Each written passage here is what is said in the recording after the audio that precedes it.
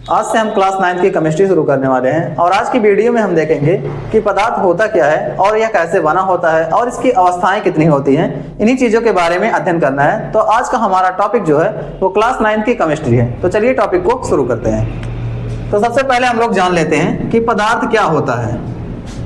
तो पदार्थ की परिभाषा हम लोग पहले जान लेते हैं कि पदार्थ होता क्या है।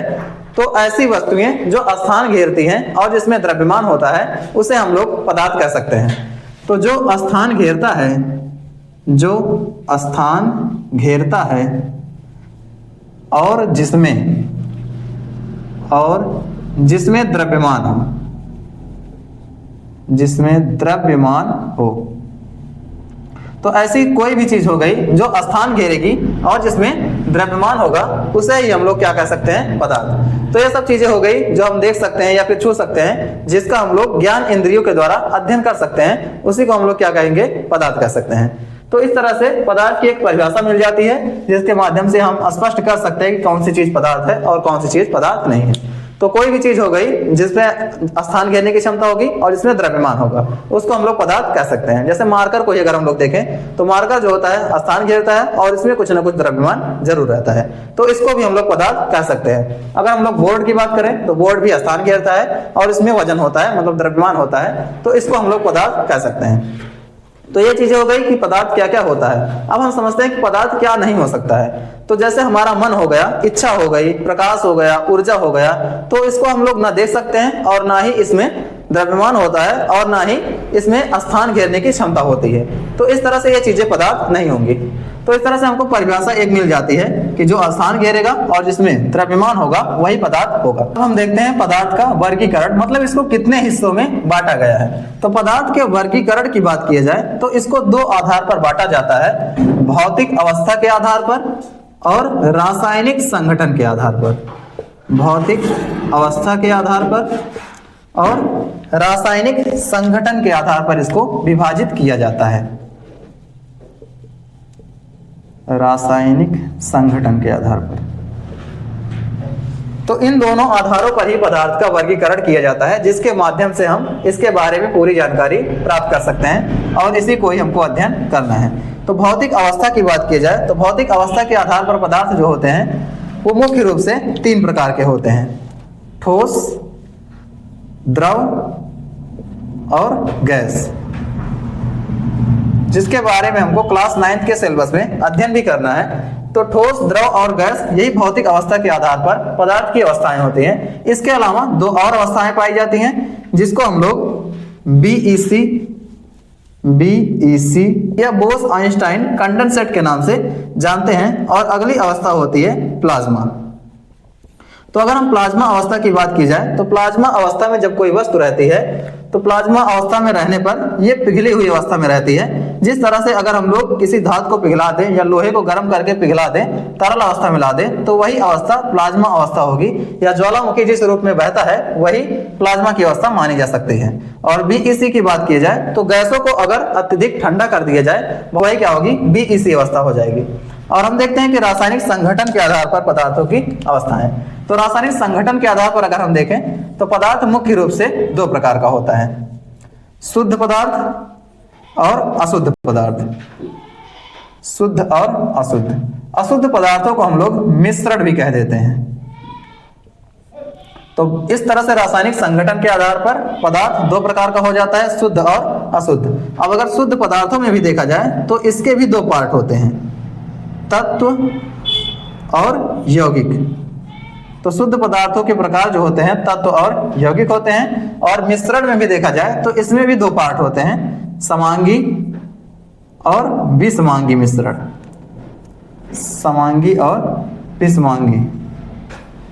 तो समांगी और विषमांगी मिश्रण हो जाते हैं अशुद्ध पदार्थों में और शुद्ध पदार्थों में तत्व और यौगिक हो जाते हैं। तो इस तरह से पदार्थों का वर्गीकरण किया जाता है या इसको बांटा जाता है दो आधार पर, और इसी के माध्यम से ही हम लोग इसी टॉपिक को हमको अध्ययन करना है क्लास 9 के सिलेबस में।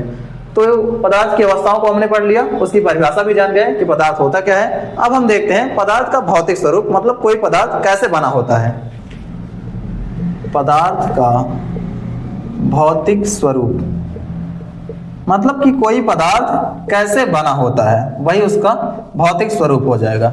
तो अगर हम लोग इसको एक लाइन में समझे कि पदार्थ का भौतिक स्वरूप कैसा होता है या पदार्थ कैसे बना होता है, तो हम इसको एक लाइन में कह सकते हैं कि पदार्थ अत्यंत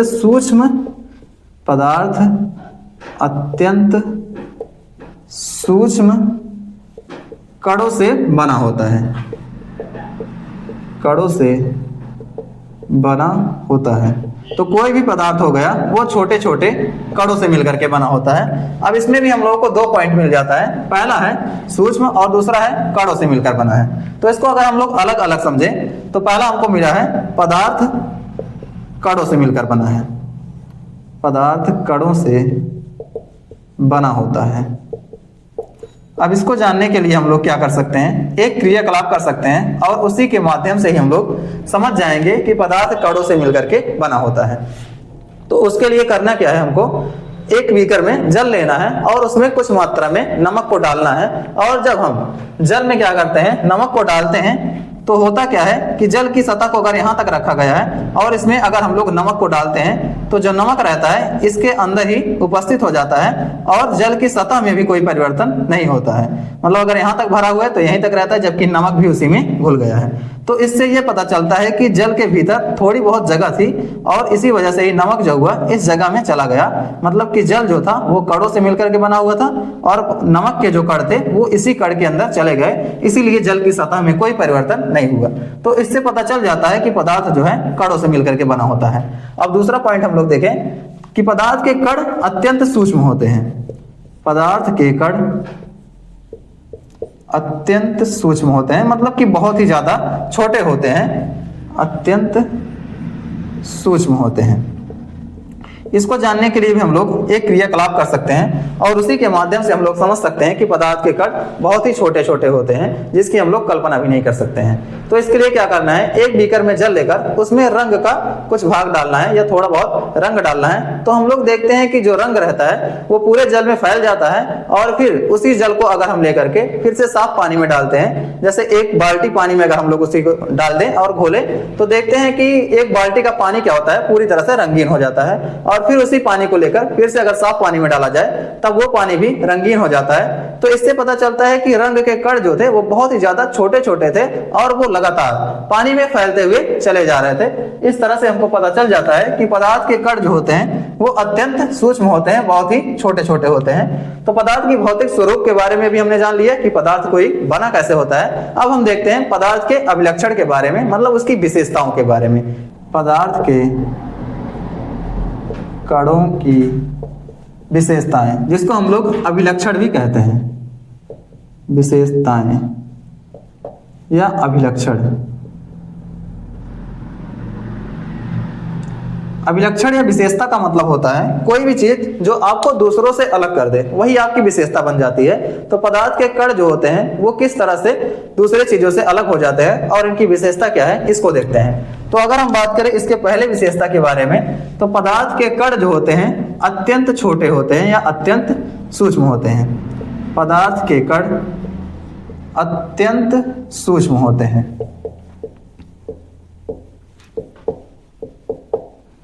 तो इसको जानने के लिए हम लोग पिछले वाले क्रियाकलाप के माध्यम से समझ सकते हैं कि पदार्थ के कण छोटे होते हैं और रंग के कण किस तरह से पानी में लगातार फैलते हुए चले जा रहे थे और पूरे पानी को रंगीन करते चले जा रहे थे, अधिक मात्रा में लेने पर भी। और अगर हम इसके दूसरी विशेषता की बात की जाए तो पदार्थ के कणों के बीच रिक्त स्थान होता है।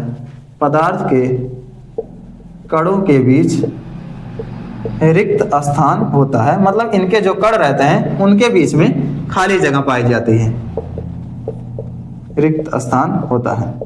इसको जानने के लिए भी हम लोग एक क्रियाकलाप कर सकते हैं और उसी के माध्यम से हम लोग समझ जाएंगे कि पदार्थ के कणों के बीच जो होता है वो खाली स्थान होता है। जैसे हमने पिछले क्रियाकलाप में देखा था कि जब हमने नमक और जल को घोला था आपस में, तो नमक के कण जो थे वो जल के कणों के बीच उपस्थित हो गए थे और जल के सतह में कोई परिवर्तन नहीं आया था। तो इससे पता चलता है कि जल के बीच थोड़ा बहुत खाली जगह जरूर थी जिसमें नमक के कण जो थे चले गए थे, उपस्थित हो गए थे और उसमें कोई परिवर्तन नहीं आया।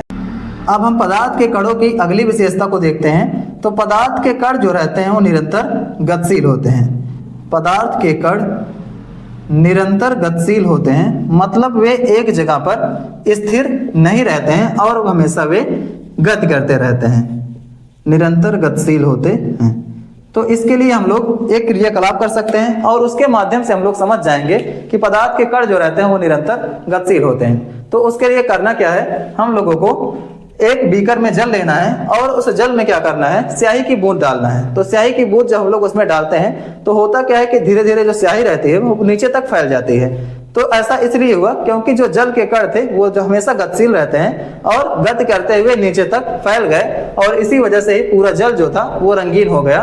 तो इस क्रियाकलाप के माध्यम से हम ये जान जाते हैं कि पदार्थ के कण जो थे वो निरंतर गतिशील थे, गति कर रहे थे और इसी वजह से ही क्या हुआ, स्याही पूरे जल में फैल गई। इसको और एक क्रियाकलाप के माध्यम से समझ सकते हैं। तो उसके लिए क्या करना है, एक अगरबत्ती को जलाना है और उसको वैसे ही छोड़ देना है। तो हम कुछ देर बाद देखते हैं कि उसके जो सुगंध के कण थे वो पूरे कमरे में फैल जाती है। तो इससे यह पता चलता है कि जो सुगंध के कण थे वो हवाओं के साथ या फिर गैसों के कणों के साथ मिलकर के दूर तक फैल रहे हैं और जो कण थे वो निरंतर गति कर रहे थे। तो इन क्रियाकलापों के माध्यम से हमने ये चीजें जान लिया कि पदार्थ के कण जो होते हैं निरंतर गतिशील रहते हैं।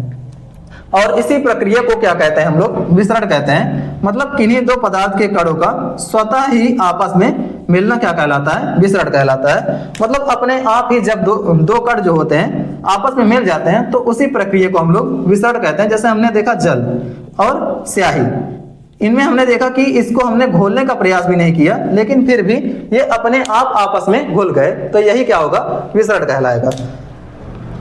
अब पदार्थ की अगली विशेषता की बात की जाए तो पदार्थ के कण एक दूसरे को आकर्षित करते हैं। पदार्थ के कण एक दूसरे को आकर्षित करते हैं, मतलब अपनी तरफ खींचते हैं, एक दूसरे को आकर्षित करते हैं। तो इसको जानने के लिए भी हम लोग एक क्रियाकलाप कर सकते हैं। तो उसके लिए एक थाली में जल लेना है और उसको उंगलियों से काटने का प्रयास करना है। तो जब हम लोग जल को उंगलियों से काटते हैं तो एक बार वो अलग होता है लेकिन फिर से वो उसी तरफ आ जाता है और फिर से मिल जाता है।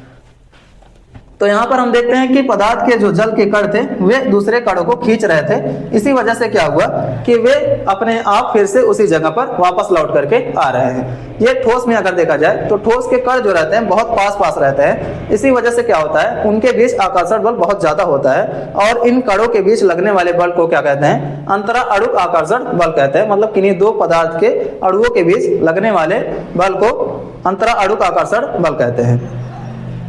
तो इन्हीं बल के कारण क्या होती है, पदार्थ के कण जो रहते हैं एक दूसरे को खींचे रहते हैं और पदार्थ ठोस, द्रव और गैस अवस्थाओं में पाया जाता है। ठोसों के बीच ये आकर्षण बल बहुत ज्यादा पाया जाता है। इसी वजह से ठोस जो होते हैं कठोर होते हैं। द्रव के बीच आकर्षण बल थोड़ा सा कम होता है, इसीलिए द्रव जो होते हैं तरल अवस्था में रहते हैं। और गैसों के बीच ये आकर्षण बल बहुत ही कम, लगभग नगण्य रहता है। तो इस तरह से हमने देखा कि पदार्थ के मुख्य रूप से 4 अभिलक्षण यहाँ पर देखने को मिलते हैं, उसकी विशेषताएं देखने को मिलती हैं। पहले में हमने देखा कि पदार्थ के कण जो होते हैं अत्यंत सूक्ष्म होते हैं, बहुत ही छोटे छोटे होते हैं। और दूसरा हमने देखा पदार्थ के कणों की विशेषता में कि पदार्थ के कणों के बीच खाली जगह होती है या रिक्त स्थान होता है। और तीसरे में हमने देखा कि पदार्थ के कण जो होते हैं निरंतर गतिशील रहते हैं, मतलब कि गति करते रहते हैं। और इसी को ही क्या कहते हैं, विसरण। मतलब दो पदार्थ के कणों का स्वतः ही आपस में मिलना विसरण कहलाता है। और चौथी विशेषता में हमने देखा कि पदार्थ के कण जो होते हैं वे एक दूसरे को आकर्षित करते हैं, अपनी तरफ खींचते हैं। तो इस तरह से हमने पदार्थ की अवस्थाओं के बारे में जाना, पदार्थ के बारे में जाना कि जो स्थान घेरता है और जिसमें द्रव्यमान होता है उसे पदार्थ कहते हैं। इन चीजों के जानने के बाद हमने देखा पदार्थ के भौतिक स्वरूप के बारे में कि पदार्थ बना कैसे होता है। और उसके बाद हमने देखा पदार्थ की विशेषताओं के बारे में कि इनके कणों की क्या विशेषताएं होती हैं, ये कैसे होती हैं। विशेषता का मतलब होता है जो चीज आपको दूसरों से अलग कर दे, वही आपकी विशेषता है। तो आज का टॉपिक यहीं तक था। उम्मीद है कि आपको ये सब समझ में आ गया होगा। फिर से मिलेंगे अगली वीडियो में जिसमें हम लोग देखेंगे कि पदार्थ की अवस्थाएं क्या क्या होती हैं। और इसमें हम लोग मुख्य रूप से ठोस, द्रव और गैस के बारे में अध्ययन करेंगे, क्योंकि क्लास 9th का जो सिलेबस है उसके अंतर्गत इन्हीं चीजों के बारे में ही दिया गया है। बाकी जो पदार्थ की और अवस्थाएं आपको बताए हैं उसके बारे में आपको आगे के सिलेबस में मिलेगा। तो फिर से मिलेंगे अगली वीडियो में, तब तक के लिए धन्यवाद।